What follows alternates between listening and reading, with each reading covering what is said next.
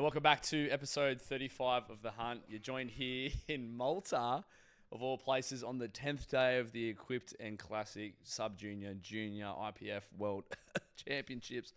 I just ran out of breath. At St. Paul's Bay. St. Paul's Bay. I'm joined here with David Hoffman and Jacob Sofianos. We've been part of the junior coaching team for the entire competition. It's been a big couple of weeks almost, but we're coming to a year, and we thought, you know what, over a dinner of some pina coladas and what did we have, fettuccine or linguine? We thought it'd be a good time to have a podcast. So we're going to open up a couple of cans of the finest Cisk ginger and lime flavoured beers. Cheers, boys. Cheers, mate. Thank you very much for coming. Very good. Enjoy it. Beautiful. But we thought we'd have a podcast here just to discuss the things that we have learnt on an individual level and share it with you all, just for your entertainment, really, because we obviously haven't released an episode on The Hunt for a while now because I've been away, but this is just a bit of content to fill in some time, and hopefully we can enlighten you with some of that sort of experiences that we've learnt. So I'll kick us off, fellas. So one each, we'll discuss something we've learnt and something that the viewers will actually gain from in understanding what the experience is like at Junior Worlds. So my first thing is the warm-up room and talking about the fact that you have to take 2 minutes before you leave the warm-up room to know that you have to walk upstairs to go to the waiting area before you step onto the platform. So that was my first experience of actually taking 2 minutes to get there, because for the listeners at home, you were warming up downstairs, down 2 flights of stairs in a separate part of the hotel where the warm-up room was immaculate. It's the best warm-up room I've ever been in my life, and I think you boys would probably agree. Yeah. And basically, by the time you finished your warm-ups, you may have to make sure that you had your timings right. You had to account for the fact that the TV and monitor they had down there was lagging, because they were just running a stream through YouTube. And also like the internet speed as well on your phone, which had the good lift scoreboard, that also probably wasn't in sync with the live stream as well. So you had to have a team of coaches around you to make sure that you knew exactly what timings they were up to. So basically, for example, if 3 of us were on, one, say for example Jacob, we send him upstairs to check the order, Up, yeah. and then he's taking a photo, he's sending it through WhatsApp to Dave and I, and then Dave and I making sure that our junior lifter has his deadlift socks on, making sure that they're timing their warm-ups correctly and getting everything in order to make sure that they're progressing through the day accordingly. So that's the biggest thing that I've learned is like, as much as it is coming to Worlds to coach not only just your own athletes, but you need to also work as a team together to make sure that you're getting the athletes ready as best as they possibly can to be ready to step onto that platform for their opener. Because obviously once you're up there, like, it's sweet, it's all good. But the hardest part I've found is making sure that you're getting those athletes ready in conjunction with those variables of, you know, timings and, you know, accounting for the lag of the stream and such. But yeah, what do you reckon, Dave? Did you find that a bit difficult when it came to making sure that you're getting your athletes to the waiting area on time? So I think it was a bit weird to start with because we hadn't figured out the system to use properly. But after the first day or two, it became just the new norm. Yeah. And the good thing is that other coaches were being really helpful. So if they were combining flights together, instead of having 2 separate A and B flights, you know, coaches would run around the warm-up room and making sure, like, hey, did you guys hear it's only 1 flight now instead of Group A, Group B, etc., etc. So after the first day or two, not only did we have like a better idea of what to do, but I guess a lot of the other countries were working together. You'd made friends, you'd seen the same coaches in the warm-up room, and things just flowed pretty nicely. To move on to the original question of one thing that I think was really important, or one thing that I wanted to highlight or sort of learn from, was, I guess, game plan from the athlete and their, you know, specific coach, and then also, you know, as a team and as a platform coach, being able to read attempts and pick them appropriately. So, being the sub-junior and junior championships, there's a lot of younger, newer lifters, probably their first Worlds for a lot of them. One, they have really high ambitions. They're not too sure what to expect in terms of how travel is going to affect them, the nerves of being on a world stage, IPF level refereeing, all these sorts of things.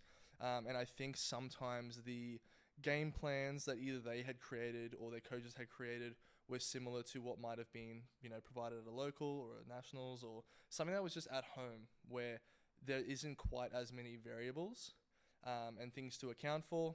So I think it was really vital for us to watch the warm-ups, not necessarily interrogate, but ask appropriate questions about the lifters' training, what their training maxes were, how training was going, where their openers actually laid, and then figuring out and reading between the lines of, do we think this opener is appropriate? Should we be dropping it down or changing it?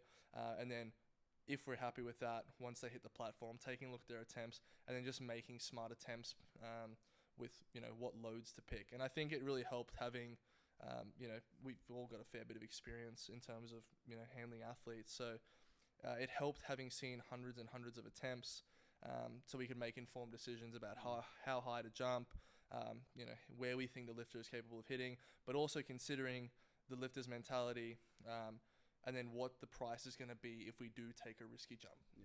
So like one of the things, and we spoke about this, Jacob, was like there's two things that makes a really good comp day coach. It's one, the attempt selection, where like you're trying to attempt for a placing, but it's also making the logical attempt for someone who isn't actually trying to attempt for a placing. So like maybe just touch on like, I guess that experience this weekend where like an athlete presents you a plan and you've had to change it on the fly just because of what you see in front of you. Yeah, I think having the experience from gratefully a few world championships now, I think my biggest lesson, which continues to come up even from last year, Malta, is flexibility. And flexibility as a coach, flexibility as an athlete, and knowing that for a lot of us Aussies traveling to somewhere like Europe or America, it's a good 30 hours. That includes the transit time to get to the airport, within the airport, whether you've hit your last heavies in Australia or whether you hit them in the back room or in the warm-up room, and sometimes the training hall is a different environment. So if you're doing your last heavies in that training hall, I mean, we were there the first few days, it was madness. So, a lot of these younger athletes might not be used to, they're meeting people, they're trading suits, they're trading all that kind of stuff, making friends. That's very highly stimulating. So I do think flexibility in the plan is probably the biggest key marker. I also think trusting of the game day coaches who might not be your personal coach on the day, they're probably, if anything, the most unbiased person to be looking at you right now. And I think that's a big key factor. I've had my own personal athletes go over to Worlds, and I'm always getting the other assistant coach and the platform coaches to make me pick an unbiased opinion on what the next attempt should be. Because at the end of the day, I know what I want from my athlete, I know what they want, but the reality of what could actually be done is coming from clean eyes. It's easy to get emotional 100%. And it's also sometimes, taking 2.5 less isn't a bad thing. And I think a lot of athletes get very attached to the expectations of trying to match their nationals best or something like that. If it's your first experience, enjoying the experience itself, even if your total does maybe go down or stay the same, that isn't a bad experience at all. You've just traveled 30 hours and still been able to knock up a great performance on a world stage at the highest caliber. A lot of Aussies, in fact, the rest of your weight class haven't been able to do that more than likely. So you have gained serious experience on that. And I think being flexible on your own plan, I mean, how many times this weekend were we having to adjust the plan to look at, squat medals or bench medals or deadlift medals or ranking higher? It's adapting to what's in front of you and not necessarily where we were a week ago in Australia with 30 hours less travel. So I think flexibility on all fronts. What do you reckon? Yeah, like the best analogy I can give, it's kind of like if you think about rugby league, shout out rugby league. Think about if you think about the boys when they go to State of Origin, right? And they're making their debut for their fucking state, and I guess the experience that they gain from that arena and then going back to a club footy level is just second to none. Like it's given them like an enlightening experience on like knowing what to expect at a high level of intensity, because it is fucking intense. It is. Because the thing is, you're sharing a warm-up room with people who want to be world champions. If you're there and you're in that same room with them, and especially if it's in a sub-junior, junior environment, you're probably experiencing a high variety of different personalities in that one room. And if you're not expecting to win or come first, which is unfortunately the majority of Australians right now, but until that point changes and happens, they have to just learn that, like, okay, the environment of a sub-junior, junior warm-up room is going to be completely different to what you've probably experienced on a local or national level back home, because you're simply like in a room with the best of the best, and they're there for a reason, and the majority of them are probably behaving the same way because they're just young. So I think, being flexible with the plan, making sure that like you're expecting like what's going to happen, but you can never expect that because it was different every single day. Yes, it was. It's really weird. We spoke about this where it was like, okay, the start of the competition, it was like really erratic, high energy, kids running around everywhere. It was frantic in the warm-up room. People didn't know where to train. People didn't know where to warm up. People weren't putting on fucking deadlift socks like I already alluded to. We felt like we were parenting rather than coaching. But then as the competition went on and the weight classes got heavier, it was really weird. It kind of like it flipped. It's like coaching opens now. It's a lot more chill. The big guys conserve energy, or the big girls conserve energy. They're sitting down, like much more relaxed, and you can control them a lot better. But I think I learned a lot from that experience. Like the lighter weight classes, because they are smaller, lifting less weight, it's less tiring for them. It is harder to manage those sort of clients. But we'll move on to the next segment of this. We're going to talk about underrated, overrated, properly rated. We're going to each give a topic. I sprung this on you blokes. Yeah, I got nothing prepared. No, but I've got... You start. I have one, so like we can just bounce back and forth. Okay.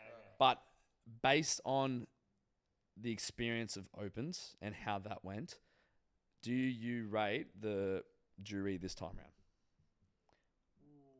So I'm gonna say properly rated. Yes. I'm gonna. Yep. All right, go for it. On that. I think properly rated this time. I think the jury have done a pretty good job at this meet. I don't think they've been overactive. I think at opens it was definitely a bit of overactivity.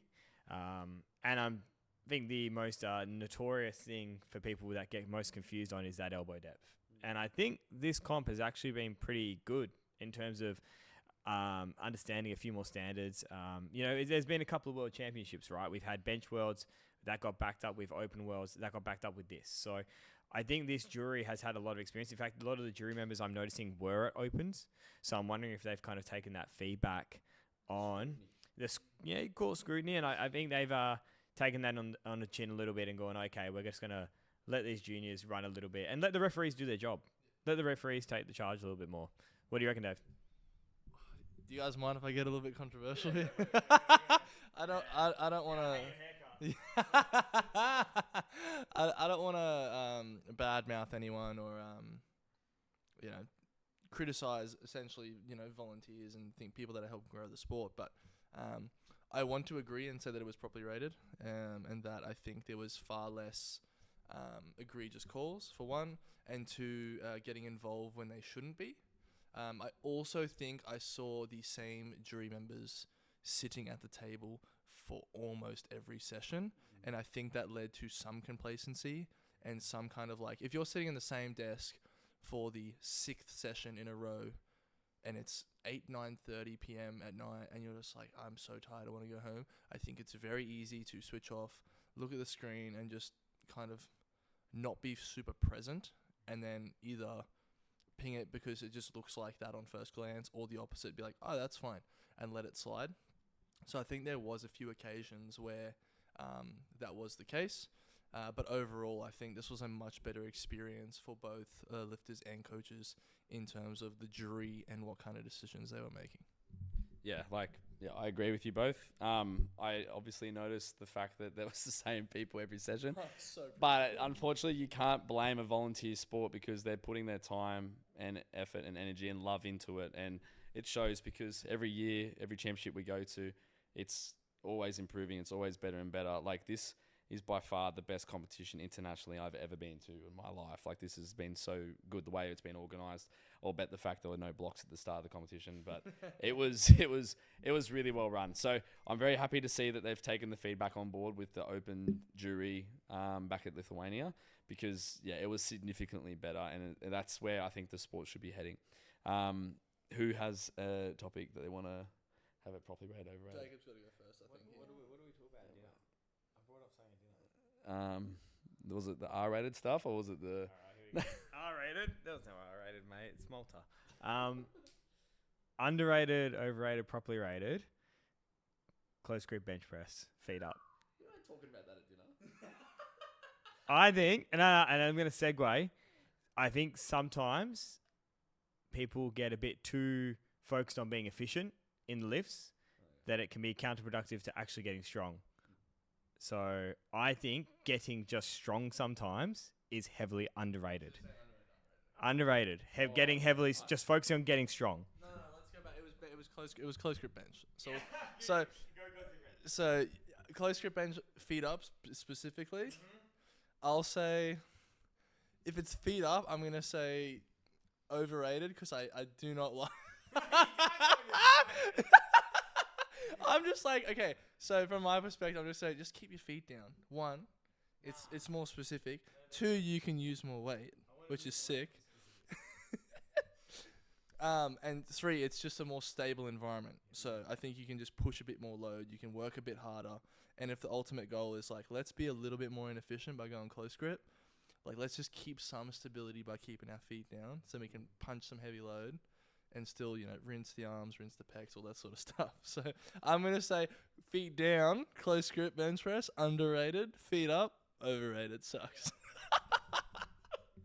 I think I could give some context as to why you're talking about this, because we're talking about like my previous programming from like 2018 to 2020, where like I was doing a very specific style of programming, and one of those sessions were close grip bench press.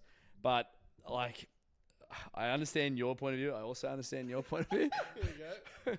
But like, I think close grip bench press is probably on the cusp of being overrated. Oh, But big call. no, but the only reason why is because the people who are doing close grip bench press are generally the people that you explained, which are those like lifters who need to learn how to just like push and don't need technique work. But when you're prescribing people who need technique work and they also need to get jacked at the same time, it's hard to kind of split that dichotomy of like what you should provide them, because they're going to get great benefits from doing close grip bench press, but they're also probably going to learn how to move like shit because they're doing close grip bench press. Because the equivalent of like a grip and rip conventional. yeah, like if Underrated. Wait, ask Lucy about her Worlds prep. Trust me. Hey, anyone right now, Lucy will back me up on this, and so will Shania. Grip and rip. Right? Lucy was struggling with deadlifts. I suggested grip and rip. Deadlift blew up. Alright? Underrated. I think people think, oh, everyone's got a wedge because this guy at World's top 1% wedge. Half of you can't wedge. They're listening to this podcast, one. And then two, underrated, wedge, overrated. it's the same, I could say the same about 10 by 10. You know, if I can, Yeah. but like Probably rated. probably rated. Yeah. The thing is though, like, We've and I, got for a lot of topics in one. Yeah, I know.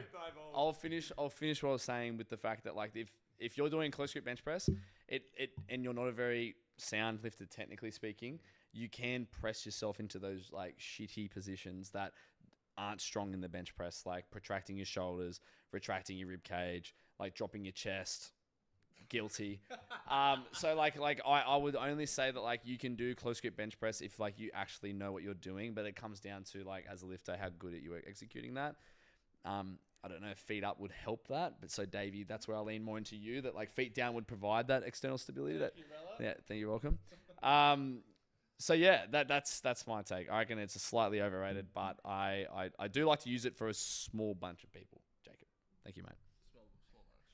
What about the strength and efficiency ratios? Strength and efficiency ratios. Like, do you think too many lifters spend too long in the trenches of trying to make their technique ultra perfect? Not just good, not good. I'm not going with good technique. I'm going with like they're trying to overthink the technique to a level where it's now at the detriment of them actually completing set. All right, so that's like, I'm going to stray away from your original question for a second, and then I'll come back. I think when we look at a lot of younger and newer lifters, none of them are jacked because they get way too good at technique way too quickly. They become far too efficient, and they don't spend time being inefficient, so they don't get big. Shout out Zane Moo.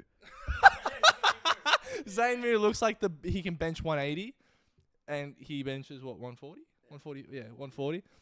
No offense to Zane, obviously, but like someone who's inefficient, right? It means you have to get bigger muscles, and it stresses your muscles more, so that then your body goes, oh, if you're trying to move this weight, let's just stack on a bit more tissue. So I think either intentionally or unintentionally being inefficient is a really good thing, and I think it's great for younger lifters, which is why I say close grip bench is underrated, because I think every newer lifter that I see now, especially juniors, like not a lot of them are jacked because they get way too good at being technical way too early, because one, they hyper specialize way too early, and then two, everyone gets coaches straight away.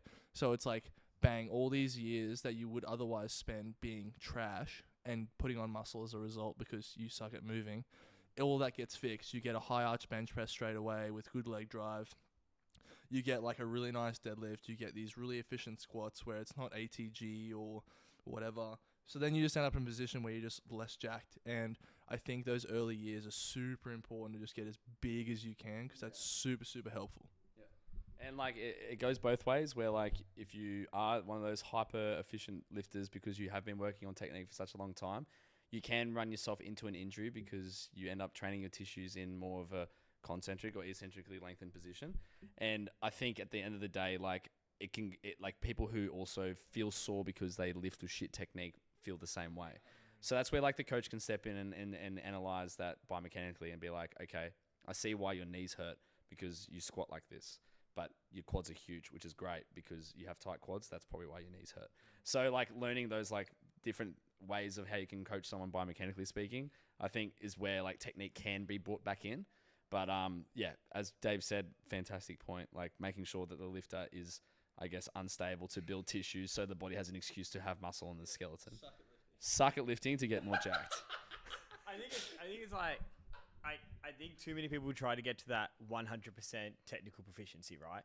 I think what we're trying to say is, I think floating, and I'm going to put an arbitrary number attachment to this, like 75 to 80% of good technical proficiency. It's a level where you're not going to hurt yourself, the level where you can do it for consistent reps, you can complete sets.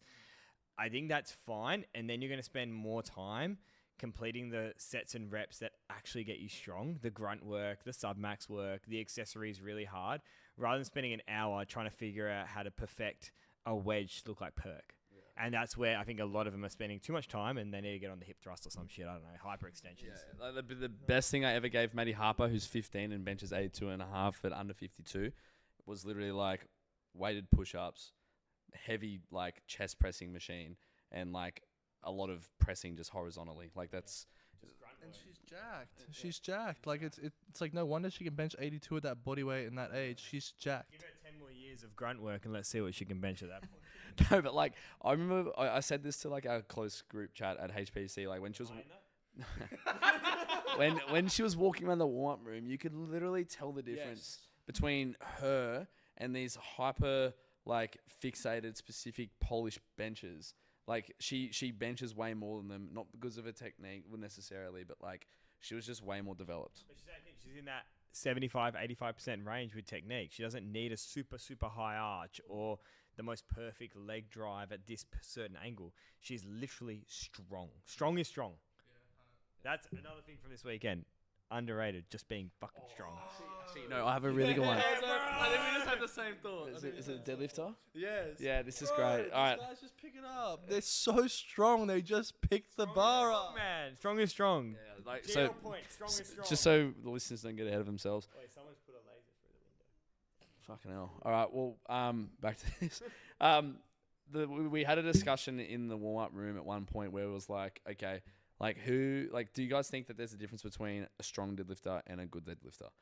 And people at juniors, because they obviously haven't spent much time competing or much time training, and they're quite young in their training age, you tend to see a lot of strong deadlifters rather than good deadlifters, right? And it was so clear cut. Like you were looking around the room, you could see like people weren't wedging, people weren't pulling slack, kids were just picking it up. And that's where like you could kind of see how many kilos they had left. So picking attempts against other lifters that were competing on the platform, it kind of made our jobs a bit easier, knowing our experience of like efficiently speaking, like where it falls apart and how many kilos looked like they had left in the tank.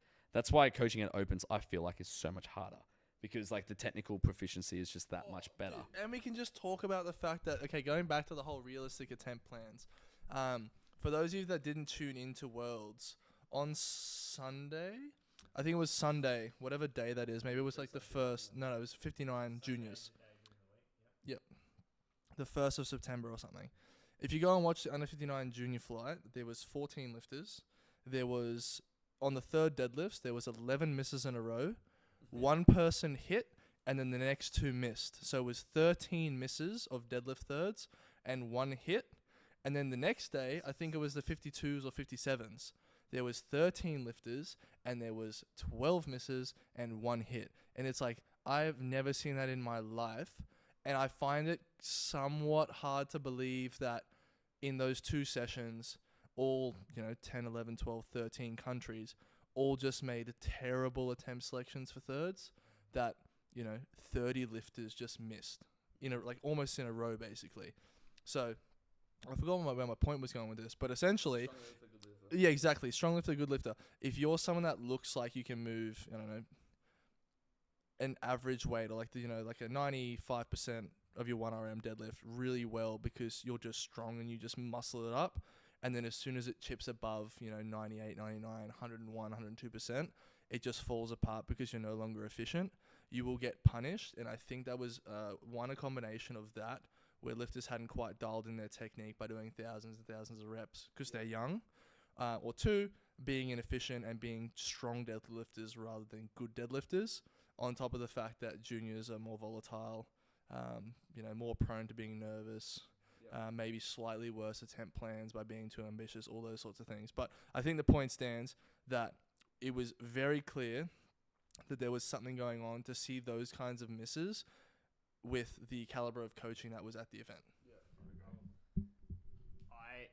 I was probably surprised more so this week comparative to Open Worlds on how many second attempts look like third attempts. Yes.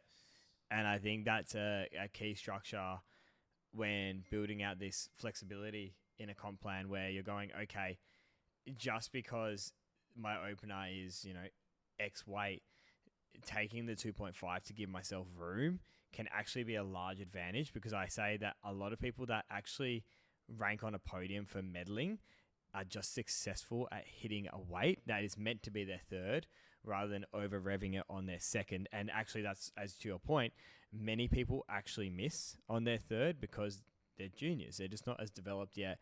In those scenarios, there's a lot of pressure to be at Worlds, having traveled, to now go for this pool for a podium. I mean, how many of us have actually done that? Do you know what I mean? Like, it's a small percentage. So I think having that mindset of, my first and second should probably actually be relatively quite smooth and easy. Like, one of the things Dave and I touched on walking illegally through Odyssey, which is this hotel here in Malta, to go do our accessories at their highly equipped Techno Gym. We're talking about like how in the final week of training for the majority of the successful juniors that have competed here for a number of times at the World Championships, their last week of training looked like it's at 8. At 8.5. It looks like a good second attempt. And unfortunately, like, the majority of juniors think that like they need to either hit a PB or they need to push something that's like closer to a 10, or they think that their RPE is lower than what it actually is. And that's the majority of coaching for all of us. And I think we can agree that like when we coach juniors, like, it's really hard to kind of teach them RPE because the way we see RPE is different to the way they feel it. And we've seen thousands and thousands of reps to create that scale that we perceive it. And I think that's where like the juniors need to just be able to trust that, I guess, like sense of scale that we have, because the majority of the lifters that did do well this weekend did hit RPEs at 8 to 8.5 the week before competition. Like, just had better attempt plans that were realistic instead of ambitious. Yeah, so yeah, better attempt plans that were better on the sense of the fact that they were realistic to what was happening in front of them. Yeah. But like the people who like went plus 40 on like their peak week of training, like this happened a while ago and we touched on last episode with Joe Borenstein. I think he totaled like 762 or something, or 782 the week before his comp, and he added like 50 kilos to it, like the week of, which was ridiculous. It was like he'd never done those weights before, and he did them all new and fresh on the platform, which we could talk about tapering and stuff like that, like how I feel like tapering's starting to become this thing that's no longer used. It's kind of like a lot of lifters are starting to like just do their strongest week on the platform. I Actually, this is a quote I use often in the club as well when people maybe have a tendency to overshoot, especially the juniors. But I'm not trying to make them strong for a gym PB. I'm trying to make them strong for a platform. And when I say that to people, they go, okay, I get the buy-in now. Because I don't really care if you can deadlift 260 on week 4 and move it at an 8.59. I care, can you move 260 on the comp day at a 7? After eight attempts. Exactly. After, already having to be under the scrutiny of 3 referees, which isn't me saying that's a good lift either. I'm removed from that. I don't get a choice. I don't put a white light up. I wish. White lights everywhere. But I think where we get caught a little bit is, running into meets is probably the new trend, but it actually kind of makes more sense because you're not trying to be gym strong. You're trying to be comp strong. And that's a totally different mindset when you realize that. Dave, what are your thoughts? Like, do you think tapering's kind of like on the way out, or do you think it's just like another way to program? So I think it's like coach and athlete specific, where if you've worked with a client for a while, you probably have an idea of where the running is either better or more consistent. You probably also have your own bias of what you like and what you think is easier or more predictable, etc., etc. I don't know if I agree that tapering is on its way out.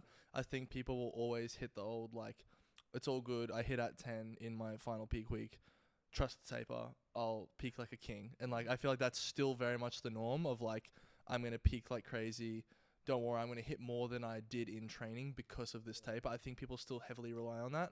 But I think if I had to try and summarize, I would say running into comp is probably more consistent, but if you do it really well, you can get a little bit more out of a taper. Yeah, I agree. But the thing that I will say is that if you are a coach and we can talk about tapering, but remember the goal at the end of the day, tapering is managing fatigue, reducing fatigue to increase performance. The thing is that if a lifter, for example, the week before competition takes something at 10, you as a coach, you need to be good enough to identify that and you need to know what to do to be able to get them back. Yeah, but you also need to not detrain them. Well, that's the scale, right? The fine line is okay, this person's in fatigue jail right now. They're yeah, I need to open the door enough so that they can get out. But if I open the door all the way, then other people are gonna run out. That's a terrible metaphor, but you know what I mean. If Dave's definitely going to jail tonight. if you taper them too hard, then like you said, they're gonna detrain. Things are gonna feel heavy. They're not gonna perform very well. If you don't taper them enough, you're gonna keep too much fatigue around. Again, they're gonna feel pretty shit. So trying to save the old at 10 taper take me away style lifter becomes very difficult. And I think that's again one, communication with the client, and two, their ability to put their ego aside for gym PBs for the greater good, which is the platform. I don't know if you boys, we haven't spoken about this, so underrated, overrated, or properly rated, yeah. But the way I look at the final block leading into a comp is not necessarily about numbers, it's about confidence. I want things moving well, I want things moving fast, and I want the athletes to have confidence. If that athlete in week 2 hits something and it moves at a damn 9.5, and they're expecting at comp they're going to add X amount of kilos, we've shot the confidence in the foot. And now we need to get them, 1, out of fatigue jail, like Dave said, but 2, we need to figure out a plan within the next 2-3 weeks to how can I make confidence be filled? Because I think when we come to these bigger meets, like we just said, there's so much pressure, there's so much anxiety. The one thing you probably want backing yourself in is you and having confidence with your lifting. So it's having that buy-in to know I'm also good for what I'm about to lift, not holy shit, that last bench that I hit 2 weeks ago was so heavy and I haven't touched it since, and I'm about to do it again. I should have done it at a 7, not RP 10, and all that kind of stuff. What do you reckon? Yeah, I think confidence is a major factor, especially for a junior. But one of the traps that I fell into as a coach for a short period of time was setting out block lengths and goals based on per week load progressions. Because it works, and it does work for volume, because there's a lot more room for error when it comes to setting out volume rep goals, for example, and you can do it for singles and such. But with singles, you just become more, I guess, like volatile to that top end and like it breaking down because you get closer towards failure, right? So I think it's really important that like when you are beginning a peak, you want to try and make sure that you're setting realistic goals that are biased towards the actual RPE, and that is not only perceived, but like how your coach perceives it as well. And then that's how you can kind of set yourself up for success and not failure, because that tends to happen with juniors, unfortunately, because they get used to setting out a block plan and adhering to it, but eventually it just kind of like decays over time because they've tried to attempt too much than what they actually had in the tank. All right, we've kind of got off track with the properly rated, underrated, overrated. Did we all say one each? I can't remember. We did? Cool. All right, we'll finish on a positive note. What has been our favourite moment? There's an apostrophe there, of the week. Plural, is it? Plural. No, yeah. You go first, mate. Fuck. All right. If you're gonna do moments, you can do one. We can loop back around. We can loop back around. Alrighty. Fuck me, boys. My favourite moment of the week. The scooters. That was pretty fucking. That was pretty good. Davey and I hired a couple scooters, and that was unreal. What did we pay? €40 a day. Yeah, it was pretty expensive. It was well worth it. well worth it. Like, especially if you're in a place like this. The worst thing was, it felt like I was in Bali because that was the last time I was on a fucking scooter. But the thing is, we're actually in a very well-established, civilized country, and I was doing some shit that you probably shouldn't be doing in a well-civilized European country. Yeah, like you can imagine, like we're going through a country. I've got my phone in one hand. I've got my hand on the throttle, fingering the brake. That sounds awful. Dave's behind me with Jacob on the back, and it's fucked. It's a mess because I'm looking down at my phone trying to see where we're going, and there was a point in time where like we found ourselves going up a pedestrian street. That's right. There's streets that are just for pedestrians, and they were oncoming.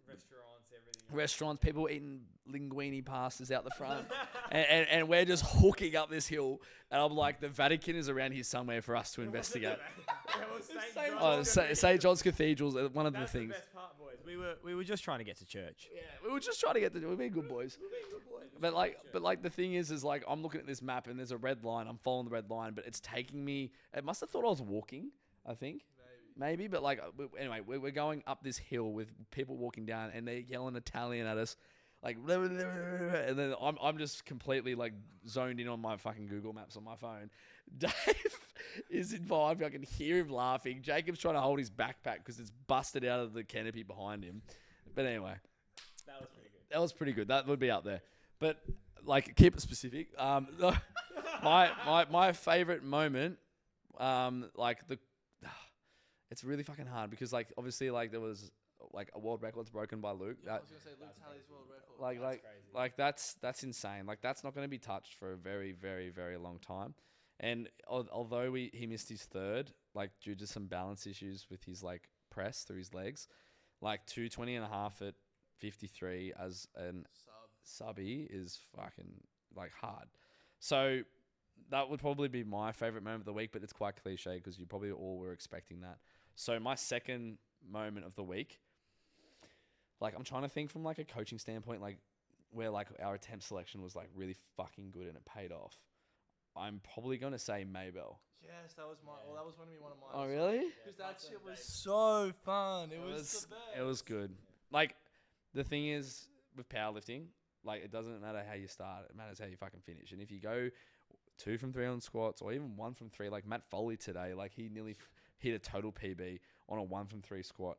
Like, and that's not because of us. It's because he fucking. Yeah, he actually did. He just elected. Yeah, not to take he his hurt squat. his knee, so he elected to not take his second and third squat, and he almost hit a total PB. But that's the thing, though. Like, and juniors especially, and this is why I'm so proud of May. Even though she missed out on 5 keys on her squat, she still turned it around and had a 6 from 6 day from that point onwards, and it was to the kilo, perfect.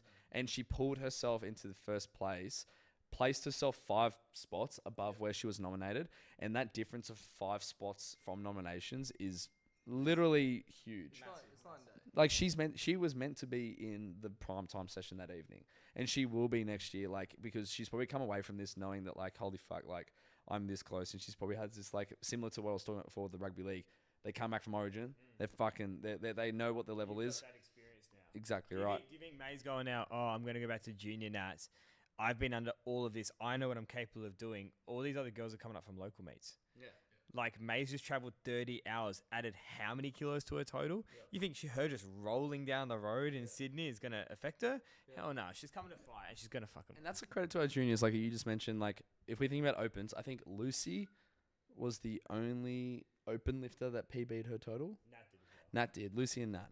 So, I feel like someone else No, there would have been a couple. I think Randy did as well. no, Didn't he? 2.5 under. No, heaps under because he missed his third. Surely Morgan. No, Morgan's 2.5 under. So, You know your body, eh? so, so like, You love that. but credit to the point of the fact that like these kids, they come to Worlds and they hit a total PB, like that is fucking hard. It is hard, and it makes you give you another layer of respect to those who come to Worlds to break world records, win championships, podium, like to come 8th at Worlds. Like we respect that, you know. And to the naked eye, like to the Daily Telegraph wouldn't give a fuck. Davey, what was your most favorite part of the week? All right, well, I gotta back up the Maybell point because one, that was just such an insanely fun session because one, May is a lot of fun and she's got great attitude, great lifter, and just felt confident and backed herself the whole way, which makes it very easy from a coaching standpoint. And the fact that we didn't have to try and manage lifter emotions, we could just focus on coaching. So we could just focus on looking at the board, looking at attempts, and being like, this is what we need to try and maximize placing, etc., etc. So I think I have to double down on the May moment. I think another moment is obviously going to be cliche, but also just having one of my own lifters there, who also PR'd his total at Worlds, which was sick. I think it was plus 10, I want to say. I've already forgotten, but it was like, what, plus 2.5 on squat, plus 5 on bench, and then plus 4 on deadlift. After he also missed his third deadlift, but that's all right. It was a decent day. It was really, really good considering how his prep went. But one of my lifters that like I didn't inherit that was already strong and then just got a ticket and punched it to Worlds. Someone that we've grown together both as an athlete and a coach, and it's been grassroots. I think his total might have started with either a high 3 or low 4 when we started, and he broke into 500 this meet. So it was just great to be coaching, you know, one of your own lifters at Worlds and see him do really well. And I like you said, I think it's going to help him mature as a lifter, especially after some of the mistakes he made in his 2 blocks leading into Worlds. Like, will you know exactly what I'm talking about? Like maxing out your paused secondary deadlifts that were at 6, you dog. He paused 190 for 4 at 10. Yeah, it was 6 set, but it was also it did not pay off. It was terrible. I think besides that, I think like something that I'm just like really grateful for. One of the moments is like, it's hard because it's not actually a moment. It's just the whole experience in a nutshell of being at another international, gaining more experience, you know, making more friends, deepening relationships, those sorts of things. Like it's really hard to pass that up. So that looks like just getting to know the juniors better because I've handled them now. They're not just an Instagram handle that I've, seen around or whatever. Like, I think that's great. It's also just broadened perspectives of, helping me understand juniors. Made, I think, game day coaching better as well when you're not handling your own athletes, because 99% of the athletes that I looked after over the weekend weren't mine. And I think that's really valuable. So I'd say those sort of 3 things were like huge for me. I think one, it's having the opportunity to go back to Malta, coming here, coming here a second time, hanging out with you guys. That's definitely a core memory for sure.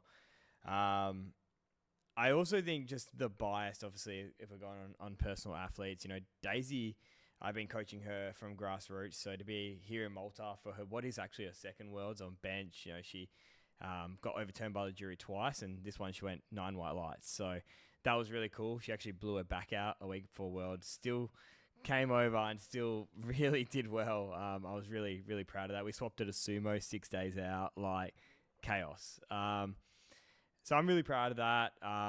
I also am. I've still got to have Sunder. We're actually on the Saturday night. We're getting ready for Sunder tomorrow, big Sunday.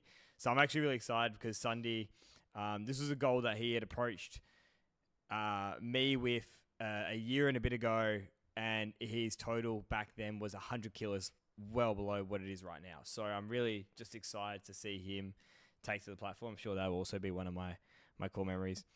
Also watching you guys at work, like, we haven't all been on the same sessions together, so watching. We've also been against each other. We have. We've been battling. I've had Connor and me versus you two with some athletes that we don't even coach. It's been really fun, and I think that's deepened also, like you said, Dave, the coaching experience that we've had, because it's like I can play this with my own people. Can I play it with someone else?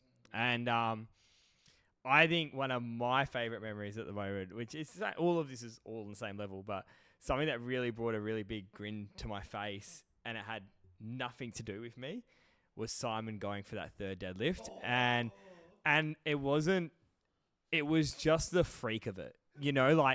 He just got pinged on 2 reds, and we've jumped another, 40 kegs? 35? 31 kegs, right? And we jumped that 31 for him to go for the record. It's a big record to break. The 93 category is stacked, right? So for him to have a good crack at it, but he's standing in that corridor, he's holding his phone, right? He's holding it by his ear. Listen, what's he listening to? Sleep Token, Garden of Eden. Bring me to Eden or something. Amazing, right? He's listening, he's in his mind, and you're amping him up at Potsy. I'm doing the Morgan's fucking speech. You're doing the Morgan speech. Dave's there just fiending him, bro, just like aura. And I'm looking up, and Lewis is next to me. I look up, and I'm like, I can hear the Aussies right behind us. And I shout, Aussie, Aussie, Aussie, hell loud. And it was like the Aussies, the Canadians, the Great Brits, US, they all went, oi, oi, oi. And I could just, it was like just energy. Yeah, that was crazy. Like, I got goosebumps. Yeah, me too. Even saying it now. And then I did it again. It's like 10 seconds had passed. And because they were still cleaning the bar. They were still, they were making record level attempt. And I did it again, louder. And people just went off. And I was like, I'm just some nobody behind a curtain right now saying Aussie, Aussie, Aussie. And this whole room has now cheering our Aussie, Simon, going for this world record. And everyone became a fan of Simon just then. To be a very, very, very, very, very small percentage in that moment, I was blessed. That was really cool. So that's probably one of my favourite moments, because that's true Australian culture. Fucking true blue Aussies. Fucking, it goes without saying, like, you guys obviously mentioned your own clients. I didn't want to skimp over that, but very proud of Luke, Maddie, and Aaron, like my subbies who came all the way to Malta to compete. They know how proud I am of them, and obviously, like, I just wanted to say that because they'd be like, you fucking give us a shout out on the podcast, because that's what they are. They love it. Maddie and Aaron obviously touched on them. They had a great day as well. Yeah, of course. They killed it. Everyone had Aaron couldn't get out of the back room, mate. Aaron set up a swag in the back room, just like how he does at HPC and doesn't leave till 2 a.m. Professional yapper. Yeah. I will touch on, though, like, when we were battling each other, the one thing, not each other, we're battling everyone. Like, the one thing that I think I really improved upon again at Worlds was, like, learning how to math with the shitty good lift system that's on that TV. The prognosis and the real total. Fucking hell. Hurts brains, man. If you're a new coach going to Worlds and you're looking at this board out the back, if you're, like, fortunate enough to have lifting casts at your local competition, it does the math for you, which means that you become complacent. And that's why it was such a shock to probably all of us, because, like, you're there calculating the maths in your own head with you. And there was a point where, like, for today, for example, with Matt Foley, we had like 3 or 4 deadlift slip attempts based on like 3 or 4 outcomes that were coming. Yeah, and just to add on that as well, it was also not just the fact that there was other attempts coming in, it was the fact that there was myself and like 3 or 4 other countries standing right at the little window with sheets ready to submit. And as soon as the sheet hits, you're like rushing to the scoreboard to be like, do I need to move my attempt up or down? Like, what's going on? You have to hit the math like immediately to try and figure this shit out. You have to have a good team. We were shouting at each other through the tunnel, like, There was 3-3-2, 3-3-5. There was one outcome that we missed, and I picked it up, and it was like, okay, if this person misses, we actually don't have to pull this much. We can drop it down. You're like, oh, fuck, yeah. So write up another sheet and you're walking out to the tunnel and like you're writing Foley in the most fucking fucked scribe. It didn't say Foley. It just said It just said foldage. It was it was bad. But like Flowers. that's the thing. Like it takes like a bunch of like Indians and Chiefs to run this fucking team. It's village. Yeah, seriously, it's a village. But like, yeah, the good lift system, like getting better at math, like it. Yeah, I'm gonna shit all over lifting cast. I don't even need lifting cast anymore. That's how I feel. But all right, we're at this point now where it's gone 50 minutes, Far and out. you blokes are still on your fucking first beers. We need to go out. We're about to go to St. Julian's. We'll see you later. Thanks for coming. Any words to exit on, boys? Behave. Don't play up on Saturday night, and David. Let's get there early, but don't rush. Fuck. See you later.